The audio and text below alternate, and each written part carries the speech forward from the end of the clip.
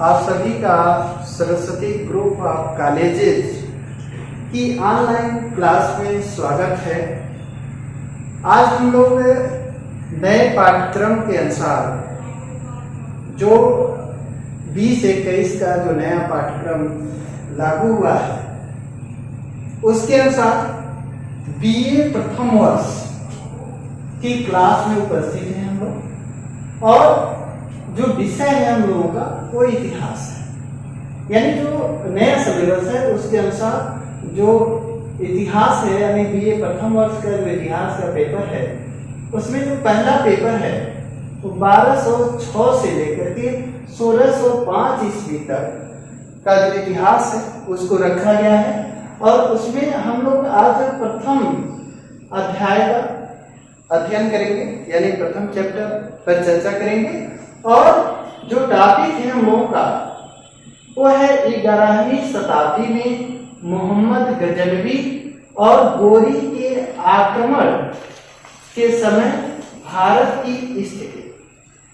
तो जैसा कि हम लोगों ने जाना कि आज हम लोग किस टॉपिक पर चर्चा करेंगे, तो टॉपिक है हम लोगों का बीए प्रथम वर्ष इतिहास के प्रथम प्रश्न पत्र का अध्ययन करेंगे। उसमें भी पहले अध्याय का जिसका शीर्षक है 11वीं शताब्दी में मोहम्मद गजनवी और गोरी के आक्रमण के समय भारत की स्थिति। तो भारत की स्थिति का मतलब यह है कि इस समय जो आर्थिक, राजनीतिक, धार्मिक जो परिदृश्य था भारत का उसके बारे में हम लोगों को ज्ञान प्राप्त करना है। यानी हम लोगों का उद्देश्य है कि जो इस समय 11वीं शताब्दी में राजनीतिक, सामाजिक, आर्थिक, धार्मिक स्थिति का ज्ञान प्राप्त करना। इससे क्या होगा कि आगे जब हम मध्यकालीन भारत पढ़ेंगे तो उसको हम लोग इस टॉपिक से लाभ मिलेगा उसमें और अच्छे से समझ पाएंगे। अब हम लोग देखते हैं कि पहला जो परिदृश्य है वो राजनीतिक परिदृश्य है। तो हम लोग जाने कि जो 11वीं शताब्दी का भारत है वह छोटे छोटे राज्यों में बटा था जिसमें केंद्रीय सत्ता का अभाव था। यानी कोई ऐसी शक्ति नहीं है कि जो बड़े क्षेत्रों पर शासन करती हो, जिसकी राजनीतिक स्थिति मजबूत हो, सैनिक स्थिति मजबूत हो, जो बाह्य आक्रमणों से भारत की सुरक्षा कर सके। अब जब छोटे छोटे राज्यों में बटा था तो राज्यों का एक एक करके हम लोग जानते हैं कि वो कौन कौन से राज्य थे जो इस समय मौजूद थे और उन्होंने मोहम्मद गजनवी और गोरी के आक्रमणों का कैसे शिकार हुए और फिर उनकी स्थिति कैसी थी। तो इसमें पहला राज्य अगर देख लें तो ये राज्य है मुल्तान और सिंध के। यहाँ पे इस समय मुस्लिम शासन था, यानी कहने मतलब यहाँ पे मुल्तान में फतेह दाऊद यानी शिया कर्माथियों का शासन था और वो सिंध में भी मुस्लिम शासन था। तो ये दो ऐसे राज्य हैं जहां मुस्लिम वंश शासन करता है। नहीं तो जो सबसे महत्वपूर्ण वंश है इस समय वो है हिंदू शाही राज्य। हिंदू शाही राज्य की जो सीमा थी ये पश्चिमोत्तर भारत का राज्य है जिसकी राजधानी उद्भांडपुर थी या गैहंड के नाम से जानते हैं, यानी उद्भांडपुर।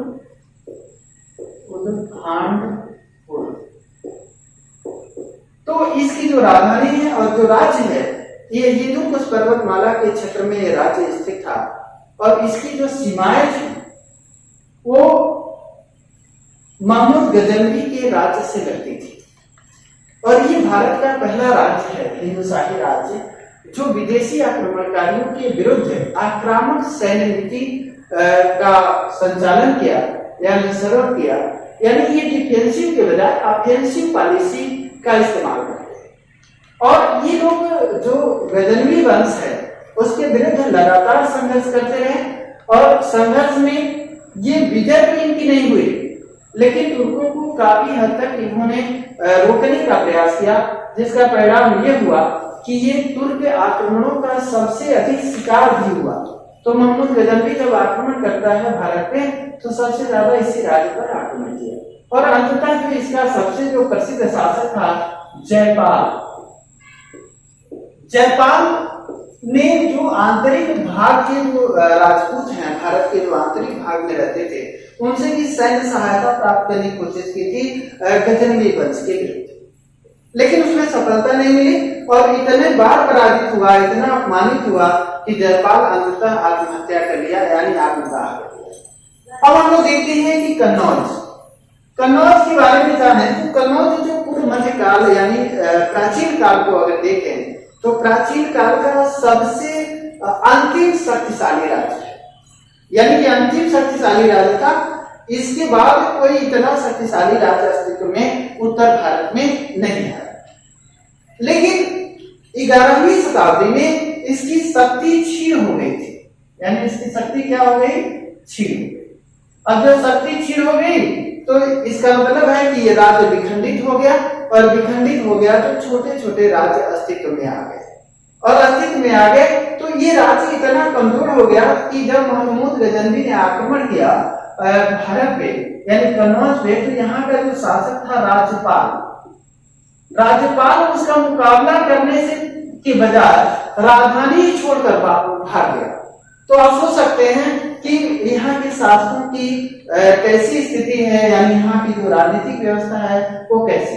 मालवा में परमार वंश का शासन था, यानी यहाँ परमार वंश का शासन था, परमार वंश।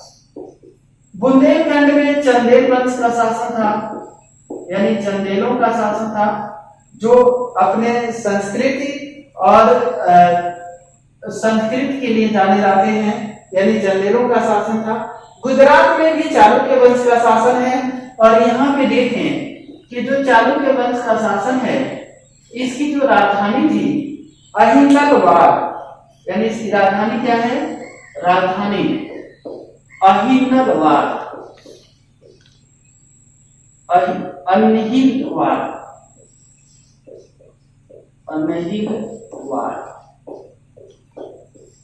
इसने जब आक्रमण किया महमूद गजनवी ने, यानी सोमनाथ का जब आक्रमण किया गुजरात पे, तो जो यहाँ का शासक था चालुक्य वंश का, वो भी राजधानी छोड़कर भाग गया महमूद के आक्रमणों का मुकाबला करने के बजाय। कश्मीर में रानी दिद्दा का शासन था, यानी यहाँ पे रानी दिद्दा शासन करते थे, रानी दिद्दा। तो कहने का आशय ये है, बंगाल में पाल वंश का शासन था, लेकिन बंगाल महमूद और गोरी के आक्रमणों से लगभग अछूता रहा। हालांकि गोरी के काल में ही, गोरी के आक्रमणों के समय ही एक बख्तियारुद्दीन खिलजी नामक व्यक्ति ने बंगाल पर आक्रमण किया था।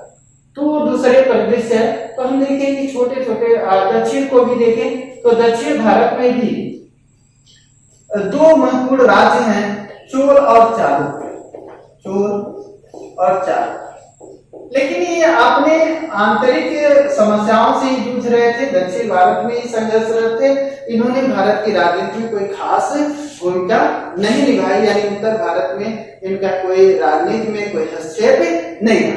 तो इस तरह हमने देखा कि जो राजनीति की स्थिति है छोटे छोटे राज्यों में विभाजित है, इनमें एकता का अभाव है, इनमें अक्सर प्रतिस्पर्धा चलती रहती है, और ये एक दूसरे के अवसान पर अपना उत्थान चाहते हैं। तो जब ये भावना है कि एक दूसरे के अवसान पर अपना उत्थान करना, तो इसका मतलब है कि इनमें एकता का अभाव होगा, और जब एकता का अभाव होगा तो जो बाह्य आक्रमणकारी हैं उनके विरुद्ध ये संयुक्त रूप से उनका मुकाबला नहीं करेंगे, और अंततः बारी बारी से पराजित हो जाएंगे। अब बारी बारी से पराजित हो जाएंगे तो जाहिर बात है कि ये जो राजनीतिक स्थिति और पतन की गति में चला जाएगा, और बाद में जब महमूद गजनवी ने कमजोर कर देता है तो फिर गोरी आसानी से 100 वर्षों के अंदर ही भारत में तुर्की राज्य की स्थापना कर देता है। अब देखिए कि समाज कैसा है। तो जो समाज है ये भी वर्ण, जाति और उपजाति में विभाजित है, यानी कहने का आशय है कि जो वर्ण है ब्राह्मण, क्षत्रिय, वैश्य, शूद्र, और जाति है ब्राह्मण, क्षत्रिय, वैश्य, शूद्र, यानी ये 4 वर्ण भी हैं और 4 जाति। तो जो वर्ण और जाति में शामिल नहीं है, यानी जो वर्ण और जाति के विशेषाधिकार का प्रयोग नहीं करते हैं, उन्हें हम उपजाति कहते हैं। यानी संबंधित तो इन्हीं जातियों और वर्णों से हैं, लेकिन इनके विशेषाधिकार इनको प्राप्त नहीं है, इसलिए इनको उपजात कहते हैं। और इनकी संख्या इस समय अधिक थी, यानी सर्वाधिक अगर किसी की संख्या है तो इन्हीं की। अब देखिए कि जो शूद्र है, यानी वैश्य और शूद्र, यानी वर्ण और जात में चार हैं, तो ब्राह्मण, क्षत्रिय,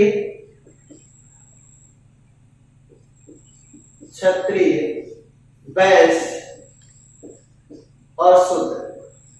तो जो शूद्र हैं इनकी संख्या सबसे ज्यादा है और इन्हीं में अत्यंतियों की संख्या सबसे ज्यादा है। तो अब अत्यंत कौन है? अत्यंत वे लोग हैं जो हिम शिल्प को अपनाते थे और ये इनको सामाजिक विशेषाधिकार नहीं प्राप्त था।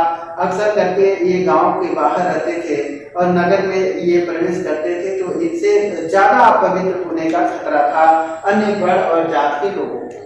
तो कहने मतलब इनकी स्थिति बड़ी दीनहीन थी और इनकी संख्या भी अधिक थी। जैसे अल्बरुनी कहता है कि ये अत्यंत जो हैं ये अनुलोम और प्रतिलोम विवाह के से उत्पन्न हुए और ये बहुत लोग ऐसे काम करते हैं जैसे सड़े हुए जानवर, मरे हुए जानवरों के मांस खाना और नगर से बाहर रहना और तमाम चीजें उनकी विशेषता थी। जैसे वर्ण और जात के लोग इनको गांव में नहीं रहने देते थे, इनसे संपर्क नहीं रखते थे, तो ये तरह से इनकी बड़ी स्थिति भयावह। अब हम लोग देखते हैं कि जाति व्यवस्था यानी अस्पृश्यता इसमें मुख्य रूप से दिखाई देती है, यानी अस्पृश्यता। तो अस्पृश्यता की भावना इस काल में विकास हुआ और विकास हुआ तो इससे ये हुआ कि समाज तीन वर्गों में मोटे तौर पर विभाजित हो गया, यानी उच्च वर्ग, मध्यम वर्ग और निम्न वर्ग।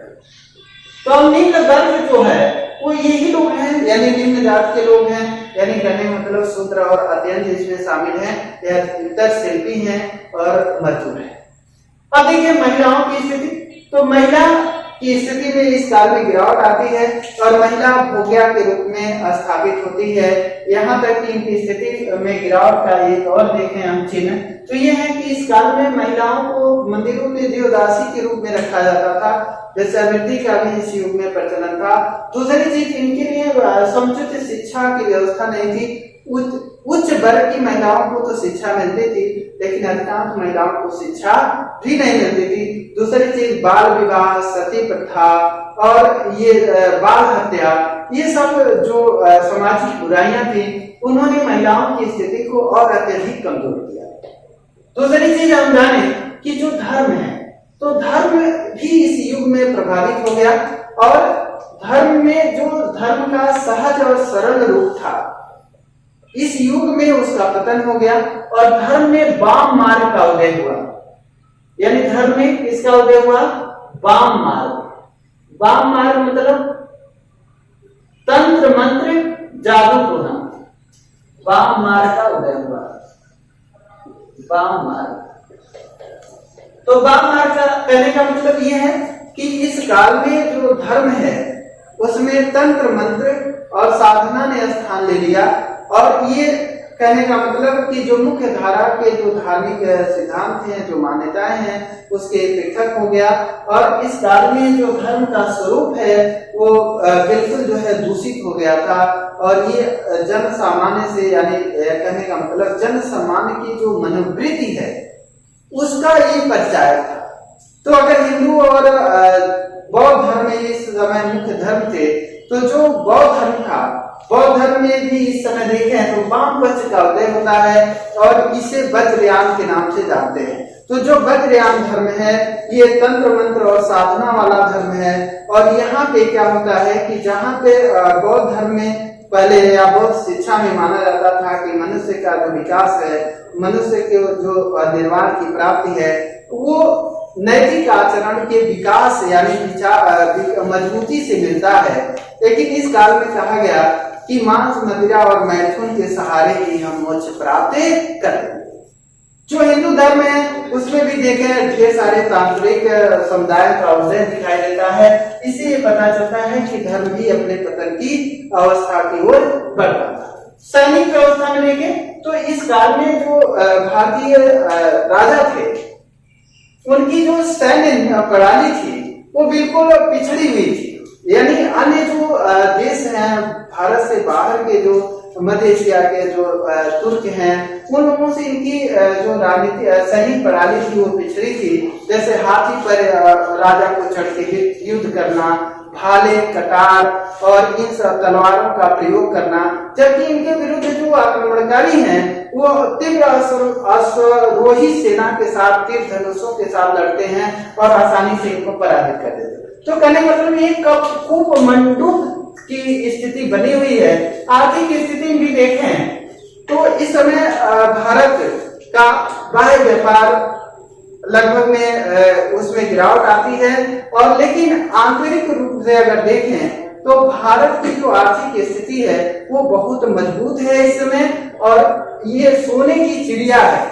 यानी कहने का मतलब धन संपदा बहुत संचित है, लेकिन जो आर्थिक गतिविधियां हैं वो सामंतवाद के रूप में जानी जाती हैं और यहाँ जो धन है मंदिर, राजा, सामंत और कुछ व्यापारियों और साहूकारों तक ही सीमित है।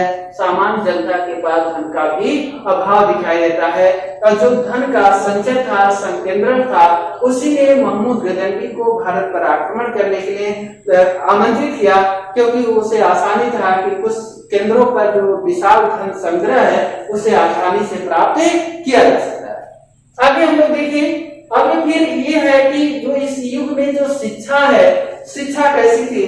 तो शिक्षा में भी गिरावट है, क्योंकि इस युग में जो लोग जो भी हैं उनका बड़ा सचित्र चित्रण करता है अल-बरूनी एक वाक्य में कि भारतीय कहते हैं कि हमारे देश जैसा, हमारे राजा जैसा, हमारे धर्म जैसा, हमारे विज्ञान जैसा कहीं पृथ्वी पर अन्यत्र नहीं है।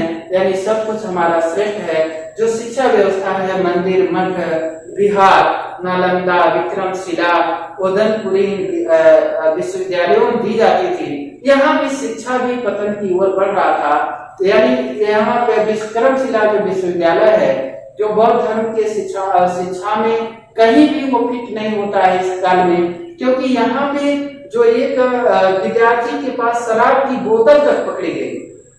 तो आप सोच सकते हैं कि भारत का कितना नैतिक पतन इस काल में हुआ कि कहाँ हम जो पूर्वजों का अल-बरूनी कहता है कि जो भारतीय हैं यानी जो ब्राह्मण भी हैं वो अपने पूर्वजों के ज्ञान को भूल चुके हैं, यानी उनमें कोई भी दूरदृष्टि का सर्वदा अभाव है।